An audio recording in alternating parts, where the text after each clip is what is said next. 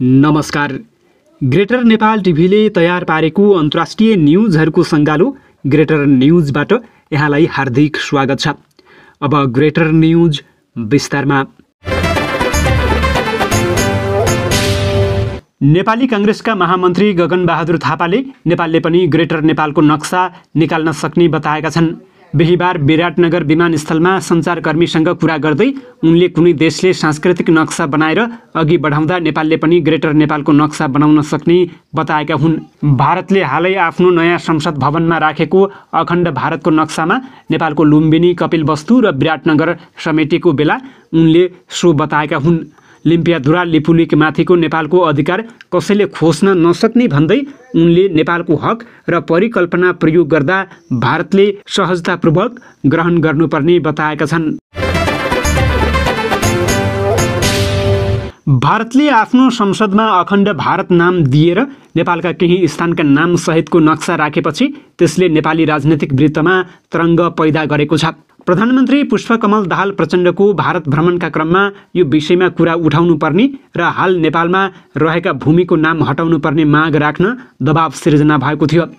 प्रधानमन्त्रीको भ्रमणका क्रममा यी कुराले औपचारिकता नपाए पनि नेपालमा राजनैतिक रूपमा भने यसको चर्चा सेलाएको छैन।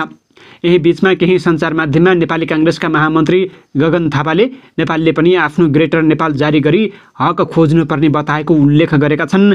विराटनगर विमानस्थलमा बिहीबार बिहान पत्रकारसँग उनले भारतले सांस्कृतिक नक्सा जारी गर्छ भने नेपालले पनि ग्रेटर नेपालको नक्सा जारी गर्नुपर्ने बताएको सञ्चार माध्यममा चर्चा रहेको छ। बिहीबार नै काठमाडौँ महानगरपालिकाका प्रमुख बालेन्द्र शाहले आफ्नो कार्यकक्षमा ग्रेटर नेपालको नक्सा राखेपछि यसले पुनः तरङ्ग सिर्जना गरेको छ। ग्रेटर नेपालको नक्सा कार्यकक्षमा राखेपछि खुल्ला आकाश मुनि रहेको बुटवलको जितगढी किल्ला स्थित ग्रेटर नेपालको नक्सा चर्चामा आएको छ।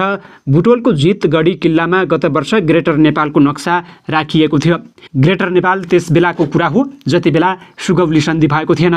कुनै समय पूर्वमा टिस्टादेखि पश्चिममा सतलजसम्म पुगेको नेपालको भूमि सुगौली सन्धिपछि मेची र महाकालीमा खुम्चिन पुग्यो। बेलायतबाट व्यापार गर्न आएका अङ्ग्रेजहरू भारतलाई उपनिवेश बनाएर बसेका थिए। त्यहाँ शासन सञ्चालन गर्न बेलायतले खडा गरेको थियो इस्ट इन्डिया कम्पनी। त्यही इस्ट इन्डिया कम्पनीको फौजसँगको युद्धमा जित हासिल गरेको थलो मध्येको एक हो बुटवलको जितगढी किल्ला। विक्रम सम्वत 1871 र 1872मा नेपालको पश्चिम क्षेत्र कब्जा गर्न अङ्ग्रेज फौज आएको थियो। अध्येता निर्मल श्रेष्ठका अनुसार भारतमा बसेर चारैतिर व्यापार व्यवसाय बढाइरहेको इस्ट इन्डिया कम्पनी सरकारले चीन जाने सुगम बाटो र चिया खेतीका लागि अनुकूल भूमि खोजिरहेको थियो। त्यस्तो भूमि नेपाल हुने र नेपालसँग सजिलै भूमि प्राप्त गर्न सकिन्न भन्ने कम्पनी सरकारले बुझेका कारण उसले नेपालसँग किचलो हुने बिन्दुहरूको खोजी गरी युद्ध थालेको उनी बताउँछन्। बुटोल र शिवराज अथवा शिवराज कपिलवस्तुको विषयमा किचलो उठाई 1 नोभेम्बर 1814मा अङ्ग्रेजले नेपाल विरुद्ध एकतर्फी युद्ध घोषणा गरेको थियो। बुटौल क्षेत्रमा हमला गर्न मेजर जनरल जोन सुलिमान वुड 1000 बेलायती सेना र 3000 हिन्दुस्तानी फौज लिएर आएका थिए। जनरल अक्टर लोनीको नेतृत्वमा पश्चिम नेपाल आक्रमण गर्ने, मेजर जनरल जेलेस्पीको नेतृत्वमा देहरादुन हुँदै गढवाल कब्जा गर्ने, जनरल वुडको नेतृत्वमा पाल्पा बुटवल हात पार्ने र जनरल मार्लेको नेतृत्वमा मकवानपुर कब्जा गर्ने गरी अङ्ग्रेजले सेना पठाएको उनी बताउँछन्। अङ्ग्रेज फौज जितगढी आइपुगेपछि नेपाली सेनासँग घमासान युद्ध भयो र युद्धमा अङ्ग्रेज टोली ठूलो क्षति बेहोरेर फिर्ता भएको थियो। 3 महिनापछि जनरल वुडकै नेतृत्वमा बुटवलमा आक्रमण भयो। आक्रमणबाट सेनकालीन दरबार ध्वस्त भयो। दरबार ध्वस्त भए पनि किल्लाभित्र लुकेर रहेका नेपाली सेनाले अङ्ग्रेजहरूमाथि आक्रमण गरे। यो लडाइँमा पनि नेपाली सेनाले अङ्ग्रेज फौजलाई पराजित गर्यो। इतिहासकार श्रेष्ठका भनाइमा कर्णेल उजिर सिंह थापा नेतृत्वको फौजले अङ्ग्रेज फौजलाई 7 वैशाख 1872मा जितगढी किल्लामा पराजित गरेको थियो। यही अवसरमा बुटवल उपमहानगरपालिकाले हरेक वर्ष वैशाख 7मा जितगढी उत्सव मनाउँदै आएको छ। बुटवलले जित हासिल गरेको खुसियालीमा हरेक वर्ष उत्सव मनाउन थालिएको बुटवल उपमहानगरपालिकाका प्रमुख खेलराज पाण्डेले बताएका छन्।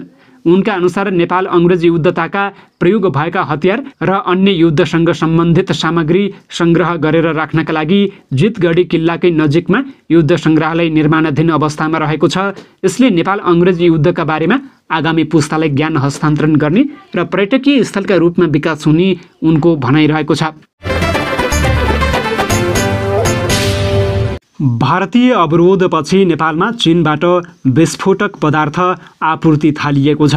विकास निर्माणका परियोजनामा विस्फोटक पदार्थ आपूर्तिमा भारतले अवरोध गरेपछि निजी क्षेत्रका व्यवसायीले चीनबाट विस्फोटक पदार्थ भित्र्याउन सुरु गरेका हुन्। पछिल्लो केही दिनमा निजी क्षेत्रका व्यवसायीहरूले चीनबाट 230 मेट्रिक टन विस्फोटक पदार्थ आयात गरेका छन्। भारतको 9 महिनादेखिको निरन्तरको अवरोधपछि पछिल्लो 2 साता अवधिमा 230 मेट्रिक टन विस्फोटक पदार्थ आयात गरिएको स्रोतले जनाएको छ। भारतीय अवरोधका कारण शिथिल बनेका परियोजनाहरूका लागि वैकल्पिक माध्यमबाट विस्फोटक पदार्थ आयात थालिएको छ। आयातकर्ता एक व्यवसायीले हामीसँग भने पहिलो लटमा 90 र दोस्रो लटमा 140 मेट्रिक टन विस्फोटक पदार्थ नेपाल भित्रिएका छन्। रसुवागढी नाका भएर भित्रिएको सो विस्फोटक पदार्थ चिनिया ठेक्काका विकास र औद्योगिक परियोजनामा प्रयोग हुनेछन्। चीनको स्थल मार्ग मार्फत रसुवा नाका भएर सो विस्फोटक पदार्थ भित्रिएको सरकारी अधिकारीहरूले पनि पुष्टि गरेका छन्। भारतीय अवरोधका कारण प्रभावित भएका परियोजनामा ती विस्फोटक पदार्थ प्रयोग हुनेछन्। भारतको अवरोधपछि विस्फोटक पदार्थ आयातका लागि कार्यविधि संशोधन गरेर सरकारले सहयोग गरेको थियो। गृह मन्त्रालय स्रोतले भन्यो, अब भित्रिन सुरु भएको छ। यसले तत्कालको अभाव टार्नेछ र दीर्घकालीन आयातको बाटो पनि खुल्नेछ। मन्त्रालय स्रोतका अनुसार निजी क्षेत्रले उत्तरी नाका भएर सफल रूपमा विस्फोटक पदार्थ भित्र्याउन सकेपछि नेपाली सेनाले पनि विस्फोटक पदार्थ आयातको प्रक्रिया थालेको छ। नेपाली सेनाको काठमाडौँ मधेस द्रुत मार्गको सुरुङ मार्ग र अप्ठ्यारो पहाड पन्छाउन विस्फोटक पदार्थ अभाव भएको छ।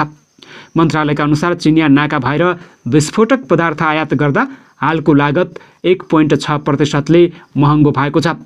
भारतीय पक्षले 9 महिनादेखि नेपालमा विस्फोटक पदार्थ र यसको कच्चा पदार्थ आयातमा अवरोध गरिरहेको छ।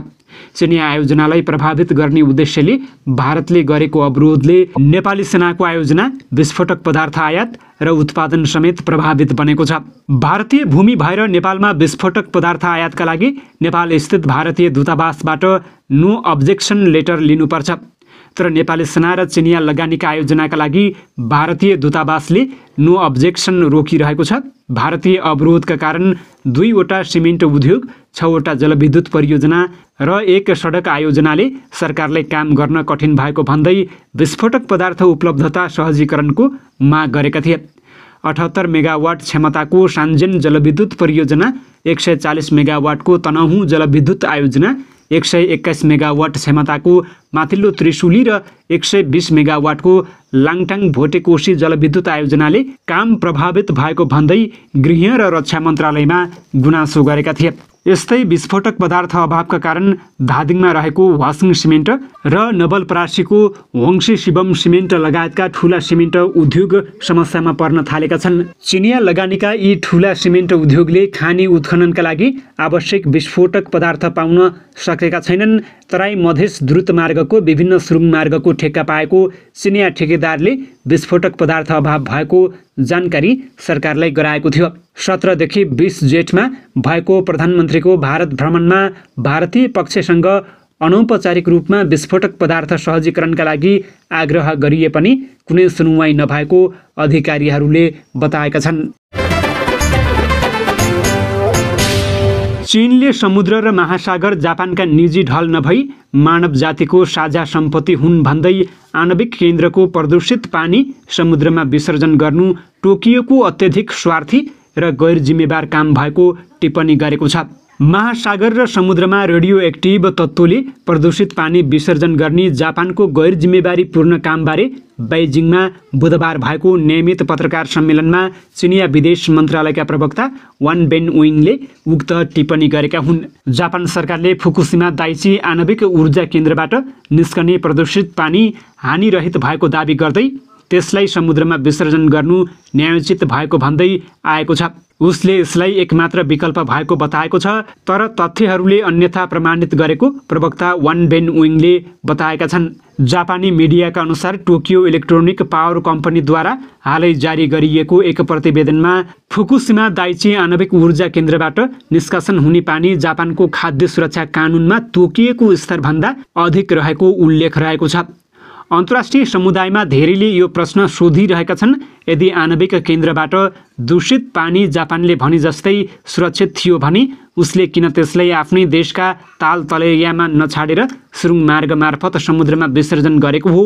प्रवक्ता वाङले प्रतिप्रश्न गरे। उनले जापानले समुद्रलाई निजी ढलका रूपमा प्रयोग गरेको बताएका छन्। सस्तो विकल्प रोज्दा त्यसो गरिएको उनको आशय रहेको थियो।